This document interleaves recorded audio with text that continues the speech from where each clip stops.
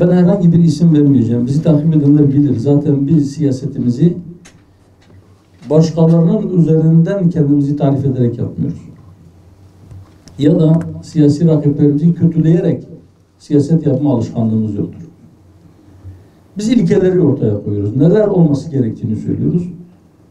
İyileri tenzih ederiz. İyi siyasetçi her partide olabilir. Her partide çürük siyasetçiler de olabilir. Ama maalesef öyle bir zaman dilimindeyiz ki siyaset genel manada topluma karşı bir itibar kaybetmiş. Siyaset deyince, siyasetçi deyince eğer insanlar ara bir mesafe koyuyorsa veya genel manada olumsuz bazı düşünceler onun zihnine geliyorsa burada kabahat vatandaşın değil, biz siyaset ehlinindir. Eğer gerçekten siyaset ehli kendisini değil, milletini daha çok düşünse, herkes kendisini düşünüyor iddiasında değilim, tekrar söylüyorum, iyileri tenzih ederim. Eğer milletin menfaatini kendi menfaatimizin önünde tutarsak, millet bize niye o gözle baksın ki? Yani menfi bir gözle, olumsuz bir gözle baksın ki.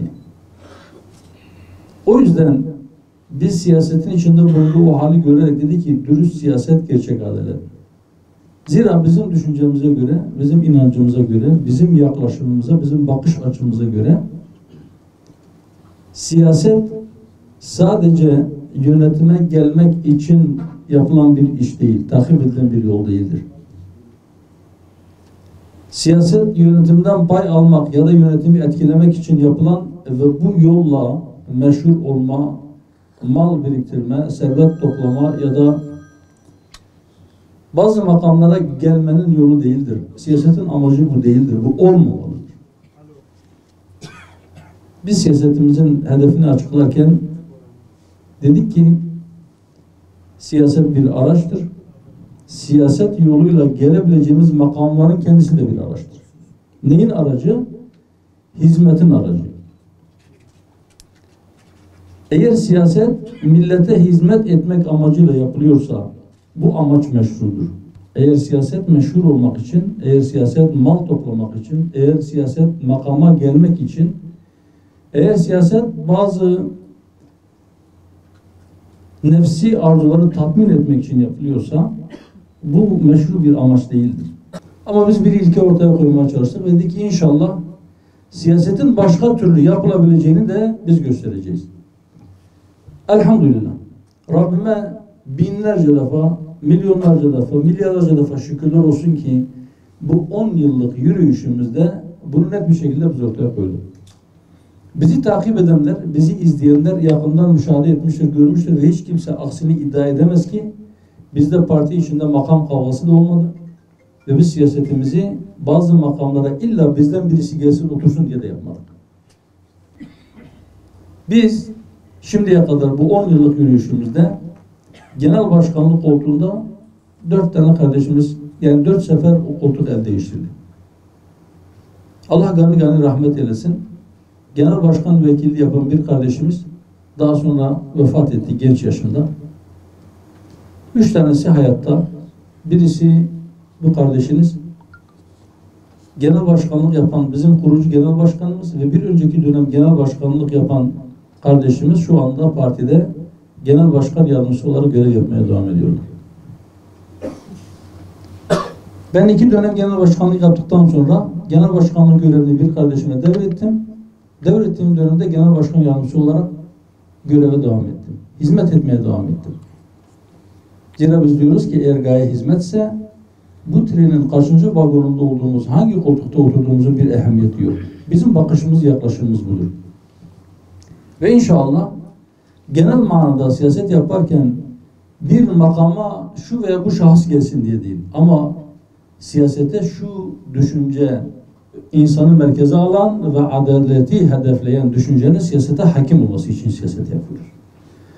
O düşünce hakim olduğu zaman o koltukta hangi koltuk olursa olsun, isterseniz bu Cumhurbaşkanlığı koltuğu olsun ya da bir milletvekili koltuğu olsun ya da belediye başkanlığı koltuğu ya da herhangi başka bir makam fark etmez.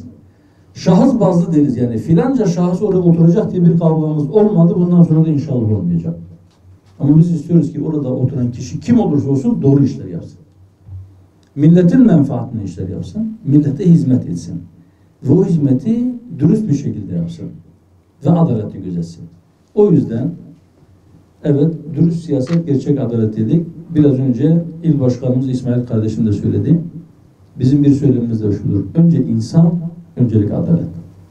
Siyasetin merkezinde insan olmalı. Siyaset insana hizmet için olmalı. Bizim inancımız budur. Biz diyoruz ki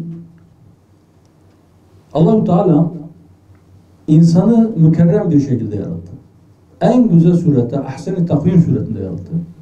Bu 5 temel şeyi korumak. Yani insanın canını, malını, dinini, aklını, neslini, onun haysiyetini, şerefini korumak için yapılmalıdır. Eğer siyaset bunları sağlıyorsa o meşru bir siyasettir dedik. Eğer siyaset bunları sağlamıyorsa, başka bir hedefe yönelmişse o zaman bu meşru olmayan bir siyasettir. Eğer ben siyaseti kendim için yapıyorsam, eğer ben kendi siyasetimin biraz daha yükselmesi, kendi partimin oylarının yükselmesi için insanların canını tehlikeye atıyorsam, insanları birbirine karşı kışkırtıyorsam, toplumun huzurunu ortadan kaldıracak bazı hal ve hareketlerde bulunuyorsam, ya da milletin malına zarar verecek işler yapıyorsam, o zaman ben meşru olmayan bir şeyi hedefe koymuşumdur. Meşru olmayan vasıtalar kullanıyorum. Meşru olmayan bir yol takip ediyorum. Allah buna razı gelmez. İşte bundan dolayı biz yola çıkarken biz dedik ki bizim bir ölçümüz var. Nedir o ölçümüz? Bizim ölçümüz İslam'dır dedik. Ne demek? Şu demek. Biz kendimizi haşa İslam'ın temsilcisi olarak görmüyoruz. Hiç kimse İslam'ın temsilcisi değildir tek başına. Biz peygamber değiliz haşa. Ama biz diyoruz ki Hazreti Peygamber Aleyhisselatü Vesselam bize öğrettiği şeyleri biz merkeze alıyoruz. Biz attığımız her adımı, söylediğimiz her sözü o teraziye vuruyoruz. Herkes kendi çocuğunu, kendi inancına göre ve kendi ana diliyle yetiştirme hakkına sahiptir. Herkesin canı korunmalıdır, herkesin malı korunmalıdır, herkesin izzeti, herkesin izzeti nefsi, herkesin şerefi, haysiyeti korunmalıdır. Muhafaza altında olmalıdır. Bunlar olacak mı? Allah'ın izniyle olacak. Ne zaman olacak? Ben ne zamanını bilemem. Ama benim vazifem ve bunların bilincinde olan bütün insanların vazifesi bu güzel şeylerin toplumumuza hakim olması için çaba sarf etmek. Bir kardeşimizin dediği gibi bizim hedefimiz, bizim gayemiz bütün insanların cennete gitmesine vesile olacak bir şekilde hidayet bulması, dosdoğru bir yol üzere ve adilane bir hayat sürmesi, kimsenin kimseye haksızlık etmemesi, kimsenin kimseye zulmetmemesi, kimsenin kimseye kulluk da etmemesi. Herkesin sadece Allah'a kulluk etmesi. Bizim gayemiz budur. Ama eğer bu olmazsa, yani bütün insanlar hidayeti bulmazsa, en azından diyoruz ki cennete inanmayan insanların bile bu dünyada onlar için bu dünyanın cenneti sayılabilecek bir hayat sürmesini temin etmeye çalışıyoruz. Eğer siyasetin gayesi buysa, bunu siyasetin umumunun gayesi haline getirebilirsek hepimiz birlikte kazanacağız. Şu andaki hesaplara göre ödenmesi planlanan bütçeye konan para 565 milyar lira. 565 milyar bir zamanda Türkiye'nin bütçesiydi. Şimdi biz o kadar bir yıllık faiz veriyoruz. Niye biz bu kadar faiz veriyoruz? Yani biz işte Sinevizyon'da da söylüyor ki faize dayalı kapitalist sistem terk edilmelidir. Kapitalist sistem hep fakir fukaranın aleyhine çalışır. Hep zenginin lehine çalışır. Nasıl çalışır? Şimdi 1,5-2 senedir Türkiye'de kriz var değil mi? Esnaf önemli oranda eski karını yapamıyor. Yani kardan zarar etmiş durumda. Eskiden diyelim ki kendi geçimine rahat şekilde yetecek bir para kazanıyor. Belki para da biriktirebiliyor, sermayesini artırıyor. Şimdi diyor ben ayakta kalayım. O derde düşmüş. Önemli bir kısmı. Bazısı yine işi iyidir. Ama bazıları da zarar ediyor. Çiftçi diyor ki ben hayvanı satıyorum. Niye? Yem çok pahalıdır. Ben besleyemiyorum. Şimdi bu enflasyon da Sadece enflasyon, kur ve faiz bu üçgenle yani adeta bizim dar ağacımızı kurmuşlar. İpi de boynumuza koymuşlar. Diyor ki kımıldarsanız bakın ayağınızın altındaki sandalyeye tekme vururuz ölürsünüz. Boynunuz kırılır. Hesap edin. O şekilde üçlü bir şeyle bizi kıskacı almışlar. Bizim terimizi, bizim kanımızı sömürüyorlar. Gerçekten sömürüyorlar. Ve bu sömürü düzeninden çıkmak gerekir diyoruz. Peki nasıl çıkacağız? Bunun yolları var, bunun yöntemleri var. Biz 10 sene önce parti programımızı yazdığımızda biz dedik ki ithalat ve inşaatla büyümek doğru bir büyüme stratejisi değil. Eğer siz ülke ekonomisi büyütürseniz sadece rakamları yükselterek milletin refahını yükseltmeden, fakirlerin sayısını azaltmadan ekonomi büyütseniz bu bir şey ifade etmez dedik. Öyleyse daha çok yatırım, daha çok üretim, daha çok istihdam, daha çok ihracat ile büyümeniz gerekir ve şeyi kapatmamız gerekir. 9 sene sonra hükümet daha yeni o cümleleri kurmaya başladı. Diyor ki daha çok yatırım, daha çok üretim, daha çok istihdam.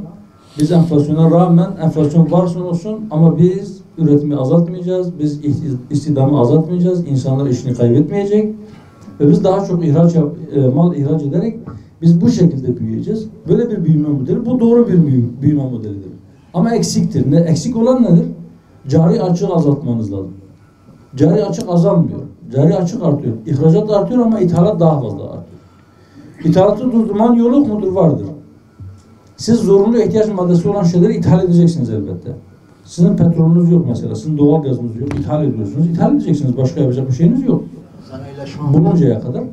Şimdi eğer sanayi çarkları dönecekse, eğer arabalar piyasada dolaşacaksa bunları alacaksınız.